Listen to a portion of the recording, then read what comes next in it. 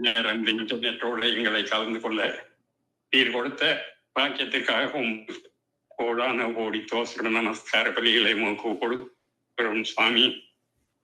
ஐயா, இந்த மூத்த வயது உள்ள மகேந்திரன் ஐயாவை இந்த காரியத்தை செய்வதற்காக தட்டி எழுப்பி எங்களை அழைத்து அவர்களோடு இணைத்து கொண்டதற்காக அவரையும் முடியும் வரை சுவாமி உமது பிரசன்னத்தில் மூடிக்கொடுங்கள் என்று சொல்கிறேன். இந்த விதமாக இந்த நிமிஷம் வரை பாடல் ஊடாக, ஜபங்கள் ஊடாக, தேவ செய்திகளின் ஊடாக தேவனை ஆராதித்த, தேவனை அன்பினால் அவர்கள் ஆராதித்த காரியத்தை அவர்களையும் ஆசீர்வதிங்க சுவாமி என்று சொல்லி மதுபாத்தில் கெஞ்சி நிற்கிறோம் சுவாமி.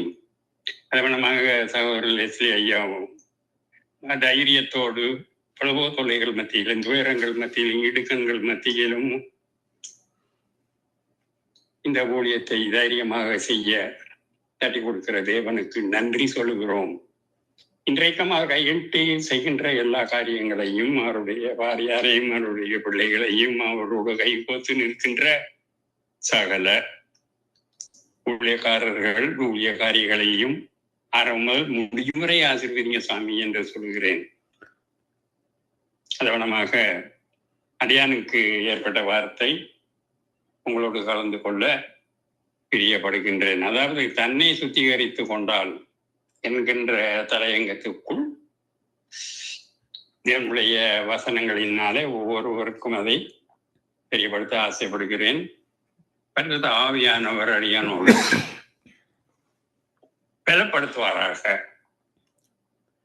பரிசுத்த ஆவியானுடைய சத்தம் அடியானுடைய உதடுகளிலே, நாக்குகளிலே வெளிப்பட வேண்டும் என்று செஞ்சு கேட்டு என் செய்தியை துவக்குகின்றேன். தன்னை சுத்திகரித்துக் கொண்டார். அதாவது ஒரு பெரிய வீட்டுல பொன்னும் வெள்ளியுமான பாத்திரங்கள், மரமும் மண்ணுமான பாத்திரங்களும் உண்டு. அவைகளில சில கணத்துக்குரிய சில கணத்திற்கு இல்லாதவைகளுமாக. ஆகையால் ஒருவன் இவைகளை விட்டு தன்னை சுத்திகரித்துக் கொண்டால் அவன் பரிசுத்தமாக்கப்பட்டதும் எஜமானனுக்கு உபயோகமானதும் எந்த நற்கிரியைகளை செய்ய ஆயத்தப்பட்டவனாக கணத்துக்குரிய பாத்திரமாக இருப்பான் என்று வேதம் சொல்லுகிறது. அதாவது 2 தீமோத்தி 2வது அதிகாரத்திலே 21வது வசனத்திலே இவ்வண்ணமாக வரையப்பட்டு இருக்கின்றது. ஒருவன் தன்னை சுத்திகரித்துக் கொண்டால் அவன் எஜமானனுக்கு உபயோகமாக இருப்பான், பரிசுத்தமாக்கப்பட்டவனாய் இருப்பான், இந்த நற்கிரிகளை செய்ய ஆயத்தமாக இருப்பான். மட்டுமல்ல, கர்த்தருடைய கையிலே கணக்குக்குரிய ஒரு பாத்திரமாகவும் அவன் இருப்பான். கர்த்தருடைய வீட்டுக்குள் வாருங்கள், சுற்றி பாருங்கள். அவருடைய வீடு மகா பெரிய வீடு. அங்கே சில பொன் பாத்திரங்கள் உண்டு, வெள்ளி பாத்திரங்கள் உண்டு, சில மரமும் மண்ணுமான பாத்திரங்களும் உண்டு. கதையுங்கள், சில பாத்திரங்கள் மிகவும் உபயோகமானவைகள், சில பாத்திரங்கள் அழகு சாதனமாக மட்டுமே அந்த வீட்டிலே விளங்கக்கூடியதாக இருக்கும். அழகு சாதனங்கள். நம் ஒவ்வொருவரும் கர்த்தருடைய கரத்திலே பாத்திரங்களாக விளங்குகின்றோம். தாவீது தனக்குள் ஒரு பாத்திரமாக இருக்கிறதை உணர்ந்து தன் ஆத்மாவாகிய பாத்திரம் நிரம்பி வழிகிறது என்று சொல்லுகிறார். சங்கீதம் 23:5 என்ன சொல்றாரு? என் தலையை எண்ணெயினால அபிஷேகம் பண்ணுகிறீர், என் பாத்திரம் நிரம்பி வழிகிறது என்று சொல்லுகிறார். ஆத்மாவாகிய பாத்திரத்தை கர்த்தர் நம்முடைய கையிலே எடுத்து பிரயோஜனமான பாத்திரமாகக்கூடிய ஒரு பாத்திரமாக பயன்படுத்துவார். மோசே தேவனால் தெரிந்து கொள்ளப்பட்ட, உபயோகப்படுத்தப்பட்ட ஒரு பாத்திரம்.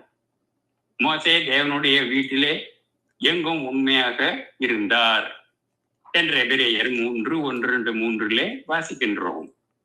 யோபு உடைய பாடுகளிலே புடமிட்டப்பட்டு பொன்னினால் விளங்கிய ஒரு பாத்திரமாக விளங்கினான். ஏனோக்கு தேவனோடு நடந்து ஒரு பாத்திரம், ஆபிரகாம் தேவனுடைய சிநேகிதனாக எண்ணப்பட்ட ஒரு பாத்திரம், ஈசாக்கு கர்த்தருடைய மன மகிழ்ச்சியாக இருந்த பாத்திரம், யாக்கோபு தேவனிடத்திலே போராடி கொண்ட பாத்திரம், போராடி ஜெயித்த பாத்திரம், எஸ்தர் தேசத்திற்காக உபவாசம் பண்ணி வெற்றி கொண்ட ஒரு பாத்திரம், தெபோரால் இஸ்ரவேலிலே உள்ள கிராம மக்களுக்கு ஒரு தாயை போல் எழும்பின ஒரு பாத்திரம். புதிய ஏற்பாட்டிலும் அநேக பாத்திரங்கள் உண்டு. யோவான் கர்த்தரை அளவில்லாதபடி நேசித்து அன்பு செலுத்தின ஒரு பாத்திரம் என்றும், பேதரு கர்த்தருடைய காரியத்திற்காக வைராக்கியமாக காட்டின ஒரு பாத்திரம் என்றும், ஒவ்வொருவரும் தனிப்பட்ட குணாதிசயங்களை கொண்டு பல்வேறு விதங்களிலே உருவாக்கப்பட்ட பாத்திரங்கள் என்று சொல்லலாம். கர்த்தர் நம்மை பயன்படுத்த ஒரு நிபந்தனை, நம்மை சுத்திகரித்து கொண்டால்தான் நம்மை எப்படி சுத்திகரித்துக் கொள்ள முடியும். முதலாவதாக தேவனோடும் மனிதரோடும் ஒப்புரவாக வேண்டும். உள்ளத்திலே உள்ள கசப்புகள், வைராக்கியங்கள், கோபங்கள், மன்னியாத சுபாவங்கள் எல்லாவற்றையும் எடுத்து எரிந்து விட வேண்டும். யாவரோடும் சமாதானமாக ஒப்புரவாக்கி விட வேண்டும். சபையானது தேவனுடைய சரீரமாக இருக்கிறது. கவனியுங்கள், சபையானது தேவனுடைய சரீரமாக இருக்கிறது.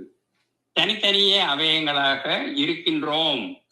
சபை தேவனுடைய வீடாக மட்டுமல்ல, அவருடைய மனவாட்டியாக இருக்கிறது, தேவனுடைய மாளிகையாக இருக்கிறது, தேவனுடைய பண்ணையாய் இருக்கிறது. நாம் எல்லோரும் பல வகையான பாத்திரங்களாக அந்த வீட்டுக்குள் இருக்கின்றோம், அந்த சபைக்குள் இருக்கின்றோம் என்று சொல்லலாம். கர்த்தர் உங்களை பயன்படுத்துவதற்கு படிப்பு உங்களுக்கு அவசியம் இல்லை, பட்டங்கள் அவசியம் இல்லை, சரீர பலமோ பராக்கிரமோ அவசியம் இல்லை. ஏனென்றால் கர்த்தர் ஞானிகளை வெட்கப்படுத்தும்படியாக வேதனைகளை தெரிந்து கொண்டார், பலவான்களை வெட்கப்படுத்தும்படியாக விலை வீணர்களை தெரிந்து கொண்டார். கர்த்தர் உங்களை பரிசுத்தமாக்கப்பட்ட பாத்திரமாகவும், இரண்டாவது எஜமானனுக்கு உபயோகமான பாத்திரமாகவும், மூன்றாவது எந்த நற்கிரியைகளை செய்ய உபயோகமான ஒரு பாத்திரமாகவும், நான்காவதாக கணத்துக்குரிய பாத்திரமாகவும் பயன்படுத்தும்படியாய் அவர் விரும்புகின்றார். ஒரு அல்லேலூயா சொல்லலாமா? அல்லேலூயா, தேவனுக்கு நன்றி. பரிசுத்தமாக்கப்பட்ட பாத்திரம். அப்போஸ்தலனாகிய பவுல் இதை குறித்து தேவன் தாமே சாட்சி கொடுக்கிறார். என்னுடைய நாமத்தை அறிவிப்பதற்காக நான் தெரிந்து கொண்ட பாத்திரமாக இருக்கிறான் என்ற அப்போஸ்தலர் நடவடிக்கை 9வது அதிகாரத்திலே 15வது வசனத்திலே வாசிக்கின்றோம்.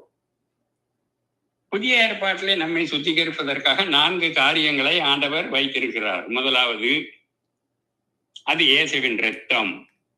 தம்முடைய சொந்த இரத்தத்தினால ஜனங்களை சுத்திகரிக்கிறார் என்று எபிரேயர் 13:12 வாசிக்கின்றோம். இரண்டாவதாக, வேத வசனங்களிலே நம்மை அவர் சுத்திகரிக்கின்றார். வாலிபன் தன் வழியை எதனால சுத்தம் பண்ணுமா? அவருடைய வசனத்தின் படி தன்னை காத்துக் கொள்கிறது தானே என்று வேதம் சொல்கிறது. சங்கீதக்காரன் புத்தகத்திலே 119வது அதிகாரம் 9வது வசனம் அவனமாக சொல்லுகின்றது. மூன்றாவதாக, ஊக்கமான ஜெபம் ஜீவியம் நமக்கு பரிசுத்தத்தை கொண்டு வருகின்றது என்று 1 தீமோத்தி 4:5 வாசிக்கின்றோம். நான்காவதாக, பரிசுத்த ஆவியின் அக்கினியையும் கூட நம்மிலே ஒரு புதிய சுத்திகரிப்பை ஏற்படுத்துகின்றது என்று ரோமர் 15:15 வாசிக்கின்றோம். தாவீது ஒரு முறை பாவத்தில் விழுந்து விட்டார். தாவீது ஒரு முறை பாவத்தில் விழுந்து விட்டார். ஒரு நாள் நாத்தான் தீர்க்கதரிசி அவருடைய பாவத்தை உணர்த்திய பொழுது உண்மையான மனஸ்தாபத்தோடு கதறி அழுதார். பாவ அறிக்கையாக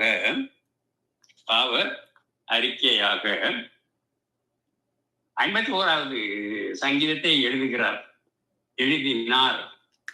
என் மீறுதல்கள் நீங்கள் என்னை சுத்திகரி, என் அக்கிரமங்களை நீங்க என்னை முற்றிலுமாக கழுவியருளும், ஈசோப்பினாலே என்னை கழுவியருளும், அப்பொழுது நான் சுத்தமாவான் என்று சொல்லி கதறி அழுகிறார் என்று சங்கீதம் 51வது அதிகாரத்துல 1வது வசனம், 2வது வசனம், 7வது வசனம் வரைக்கும் வாசிக்கின்றோம். இதிலே அவர் 4 காரியங்களை சொல்லுகிறார். முதலாவது, மீறுதல்கள் நீங்க சுத்திகரியும், தட் இஸ் டிசோபீடியன்ஸ். 2வதாக, அக்கிரமங்கள் நீங்க என்னை சுத்திகரியும். 3வதாக, பாவமர என்னை சுத்திகரியும். 4வதாக, ஈசோப்பினால் என்னை சுத்திகரியும். பரிபூர்ணமான சுத்திகரிப்புக்காக அவர் மன்றாடுகிறதை இந்த அதிகாரத்தோடு நாங்கள் பார்க்கின்றோம். பிரியமானவர்களே, நமது மாமிசத்திலும் ஆவியிலும் உள்ள எல்லா அசூசைகளையும் நீங்க நம்மை சுத்திகரித்து கொண்டு பரிசுத்தமாகுதலை தேவபயத்தோடு பூரணப்படுத்த கடவோம் என்பதை நாங்கள் 2 கொரிந்தியர் 7வது அதிகாரத்திலே 1வது வசனத்திலே வாசிக்கின்றோம். இந்த வசனங்கள் உயிர் உள்ளவைகள்.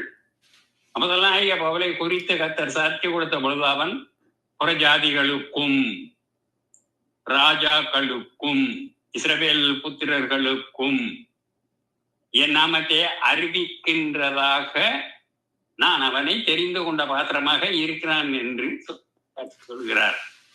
அப்போஸ்தலர் 9:15 அப்போஸ்தலர் 9:15 தேவன் பட்சபாதம் உள்ளவர் அல்ல. ஒருவனுக்கு வரத்தையும் வல்லமையும் கொடுத்து இன்னொருத்தனுக்கு மறுக்கிறவ தேவன் அவர் அல்ல. அவர் உட்கார்ந்து வெள்ளியை புடமிட்டு சுத்திகரித்துக் கொண்டே இருப்பார். அவர்கள் கர்த்தருடையவர்களாக ஆகும்படியாகவும் அவர்களை பொன்னை போல வெள்ளியை போலவும் புடமிடுவார் என்று மல்கியா எழுதிய தீர்க்கதரிசியின் புத்தகம் 3வது அதிகாரத்திலே 3வது வசனத்திலே வாசிக்கின்றோம். பக்தனான யோபுவை பொன்னான பாத்திரமாக வணையும்படி உருவாக்கும்படியாக எத்தனையாக அவனை புடமிட்டார், எத்தனையான பாடுகள் பாதையிலே கொண்டு போனார். யோபு பக்தன் சொல்லுகிறார், அவர் என்னை சோதித்த பின் நான் பொன்னாக விளங்குவேன். That is his hope. யோபு 23:10. அழிந்து போகின்ற பொன் அக்கினியினாலே சோதிக்கப்படும்படியாக அதை பார்க்கிலும் அதிக வெளியேறப்பட்டதாகவே இருப்பதற்கு உங்கள் விசுவாசம் சோதிக்கப்படுகின்றது. இயேசு கிறிஸ்து வெளிப்படும் பொழுது உங்களுக்கு புகழ்ச்சியும் கனமும் மகிமையும் உண்டாக காணப்படும் என்பதை நாங்கள் 1 பேதுரு 1:7 வாசிக்கின்றோம். சுத்திகரிப்பின் பரிசுத்தம் எங்கே ஆரம்பிக்கின்றது? நம்முடைய உள்ளத்திலே, நம்முடைய எண்ணங்களிலே, நம்முடைய சிந்தைகளிலே ஆரம்பிக்கிறது. வேறானது பரிசுத்தமாக இருந்தால் கிளைகளும் பரிசுத்தமாக இருக்கும் என்று ரோமர் 11:16 வசனத்திலே வாசிக்கின்றோம். வேறு என்பது உள்ளத்தின் ஆழமாகும். நான் உள்ளத்தின் ஆழத்தின் பரிசுத்தத்தை குறித்து பிரதிச்சனையும் தீர்மானமும் மிகவும் அவசியம். பாபிலோன் தேசத்திற்குள் செல்வதற்கு முன்பாகவே தானியேல் தன் உள்ளத்தின் ஆழத்திலே தீர்மானமும் பிரதிச்சையும் செய்தார். ராஜாவுடைய போஜனத்தையும் திராட்சரசத்தையும் நான் என்னை தீட்டுப்படுத்தவே மாட்டேன் என்பதே அந்த பிரதிச்சை. தானியேல் 1:8. உபயோகமான பாத்திரம். எஜமானனுக்கு உபயோகமானதும் எந்த நற்கிரிகளை செய்ய ஆயத்தப்பட்டதுமான கணத்துக்குரிய பாத்திரமாக இருப்பான் என்று 2 தீமோத்தி 2:21 வாசிக்கின்றோம்.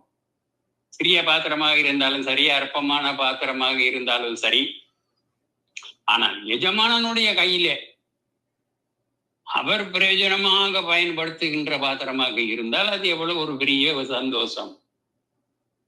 ஆண்டவருடைய ஊழியத்தை செய்ய வயது வித்தியாசம் ஒன்றும் கிடையாது அன்பானவர்களே. ஒரு சிறிய பெண் நாமானுடைய குஷ்டரோகத்தை நீக்குவதற்கான அவனை இஸ்ரவேலுடைய தேசத்திற்கு அனுப்பி வைத்தாள். சிறு வயதிலேயே கர்த்தர் சாமுவேலோடு பேசி தீர்க்கதரிசியாக அவனை உயர்த்தினார்.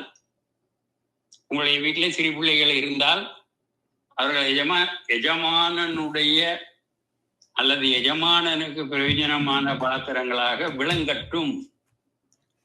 பிலிப்பு சுவிசேஷக்காரனுக்கு தீர்க்க தரிசனம் உரைக்கின்ற 4 குமாரத்திகள் இருந்தார்கள். பிலிப்புக்கு 4 குமாரத்திகள் இருந்தார்கள். 4 பேர் மேல தேவனுடைய வல்லமை அபிஷேகம் இருந்தது. தீர்க்க தரிசிகளாக கர்த்தருக்கு உபயோகமான பாத்திரமாக இருந்தார்கள். தீர்க்க தரிசிகள் சபைக்கு ஆறுதலும் தேர்தலும் இருக்கிறது மட்டும் அல்ல, புத்தியும் பக்தியும் உண்டாக்குகின்றார்கள். தொற்கால் வயது முதிர்ந்தவளாக இருந்தாலும் கூட அங்கீகளை செய்து பணத்தை சேகரித்து பரிசுத்தவான்களுக்கு ஊழியம் செய்தால் உபயோகமான பாத்திரம். அன்னாள் தீர்க்கதரிசி தன்னுடைய 85வது வயதிலும் கூட உபவாசித்து ஜெபித்து தேவனுடைய ஆலயத்தை விட்டு நீங்காமல் இருந்தால் என்றும் எந்த வயதிலும் நீங்கள் கர்த்தருக்கு உபமான பாத்திரமாக விளங்க முடியும் அன்பானவர்களே. என்னுடைய பிள்ளைகளே, நீங்கள் எதை செய்தாலும் கர்த்தருக்கென்று மனப்பூர்வமாக செய்யும் பொழுது கர்த்தர் உங்களை உள்ள பாத்திரமாக தன்னுடைய கருத்திலே ஏந்தி பயன்படுத்துவார். 3வது, ஆயத்தப்படுத்தப்பட்ட பாத்திரம். ஆயத்தப்படுத்தப்பட்டதுமான கணத்துக்குரிய பாத்திரமாக இருப்பான் என்று 2 தீமோத்தி 2:21 வாசிகள் நான் முதலில் சொன்னேன்.